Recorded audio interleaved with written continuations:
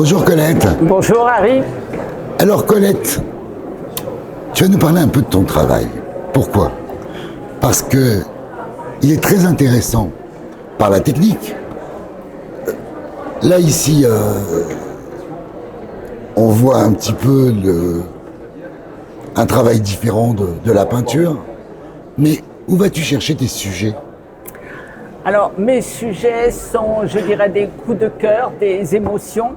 Par exemple, pour ce sujet de mosaïque, j'étais dans un magasin et il y avait des os tout frais.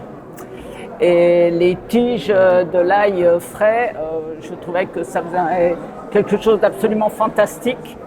Et donc j'ai voulu rendre un peu cet aspect volubile de la nature, de ce qui est tout à fait, qui n'a pas encore été travaillé, qui est sorti tout de suite de terre.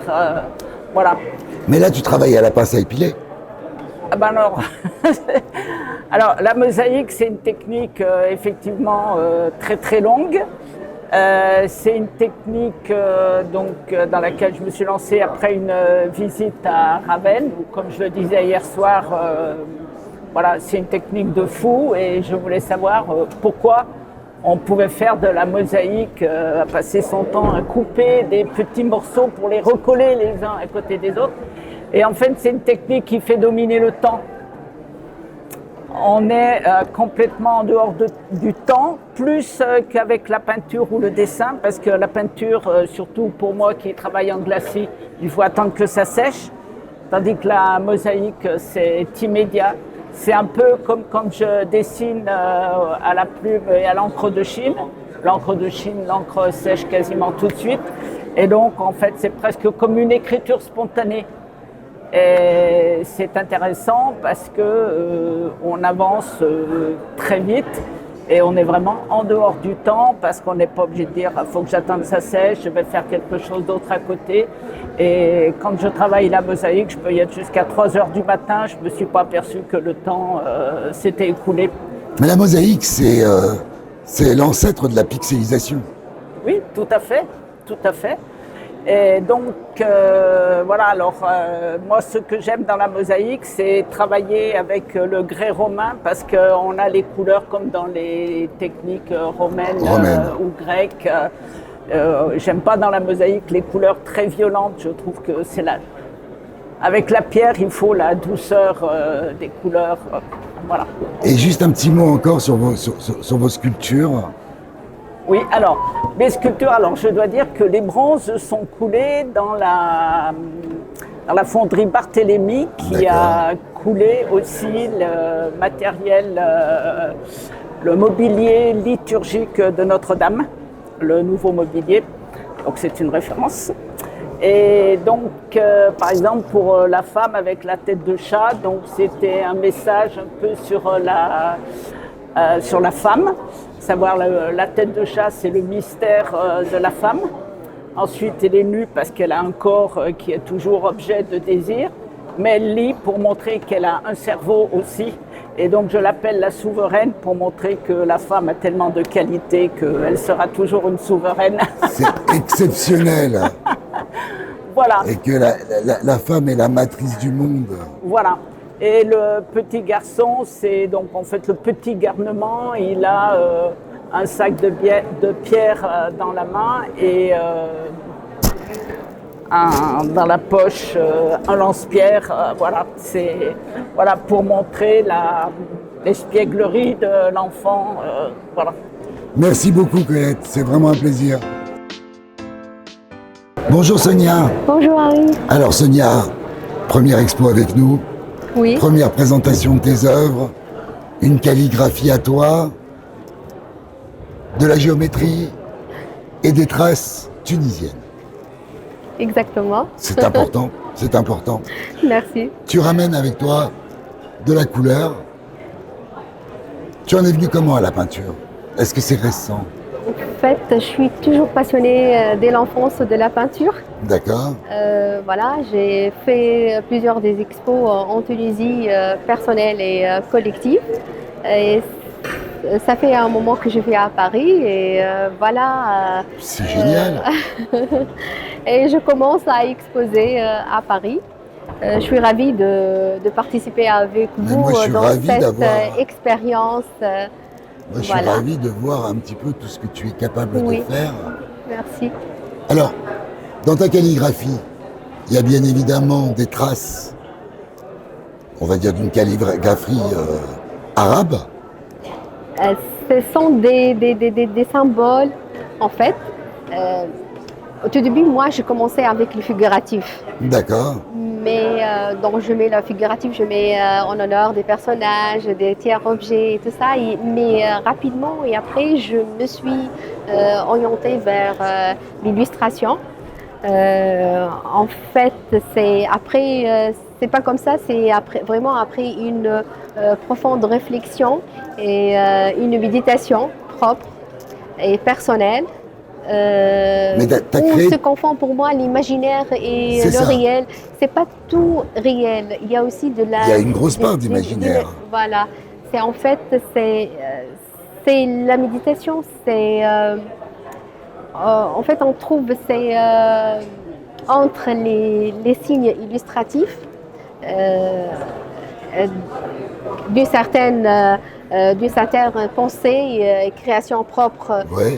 à moi ou des formes distinctives d'un héritage religieux, historique. Ouais. Voilà. Donc, Il y a de tout. il y a de tout. Il y a un peu de tout.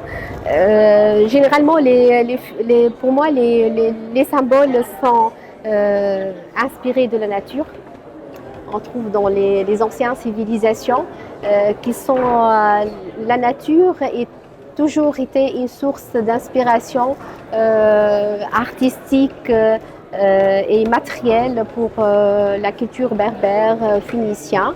On trouve par exemple des symboles qui existent.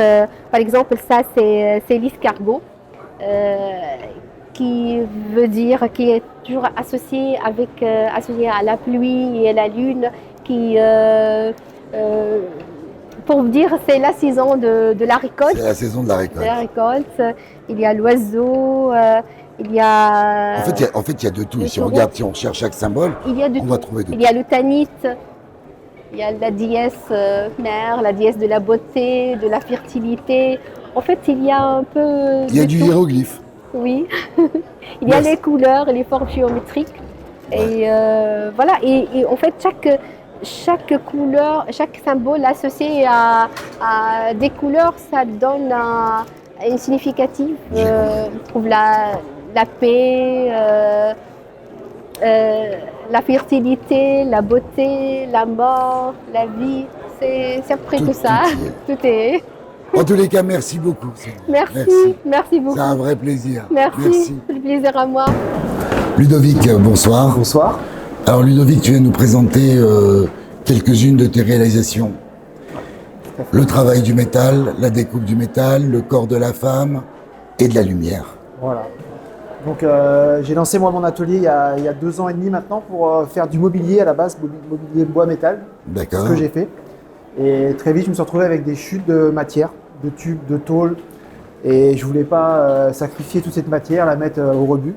Donc j'ai commencé à créer des petites pièces, des petites choses. Et j'ai vu que ça avait un attrait pour les clients. Donc j'ai continué à développer cette branche-là. Et j'ai fait une première lampe qui a plu, j'ai fait un premier buste qui a plu. J'ai regardé un petit peu ce qui se faisait dans l'art du métal et du corps de la femme. Et j'ai vu qu'il restait de la place à prendre parce qu'il y avait des choses que moi je savais que je pouvais les créer et que j'avais pas forcément vu ailleurs. Et donc j'ai développé toute une ligne de bustes avec différents remplissages. Et voilà, en y intégrant de la lumière. Et puis maintenant, j'arrive aussi à travailler sur commande, où les gens regardent un petit peu ce que j'ai fait et mixent un petit peu les corps et la matière. Et moi, je réunis les deux pour faire des pièces uniques et personnelles. J'ai compris. Voilà. Mais c'est incroyable quand on réalise en fin de compte qu'au départ, c'est pour des excédents de matière, de découpe par rapport à ton activité. Ah, complètement. Si tu m'avais dit il y a 2 ans et demi que j'exposerais ici, par exemple, j'aurais dit bah, non, parce que c'est pas. Je me suis vraiment trouvé une fibre, entre guillemets, artistique. et qui me plaît à moi, ça c'était déjà bien, mais en Oui. plus j'ai un bon retour sur, ne serait-ce que là, sur déjà les Et 2 après-midi, c'est... Eh ben écoute, mais je trouve ça extraordinaire dans la mesure où quand on réalise qu'en fin de compte, c'est pas ta vocation de... Tu as créé des pièces en fonction de... C'est les pièces qui m'ont amené à la création. C'est ça. J'ai fait d'autres créations avec des pièces automobiles, mécaniques. Et encore une fois, je me levais pas un matin en me disant tiens, je vais faire une lampe Pixar. C'est la matière qui me disait fais 2 mois, prends-moi et fais quelque chose. Et là, c'est pareil. C'est même dans mes compositions de bustes, c'est au gré de mes chutes qui vont faire que je vais avoir telle ou telle pièce. Et ça les rend encore plus uniques à chaque fois, quoi. Je veux te dire, hein, ton buste là, qui est un petit buste, mais qui est très intéressant, on peut très bien l'imaginer en support à bijoux pour femmes.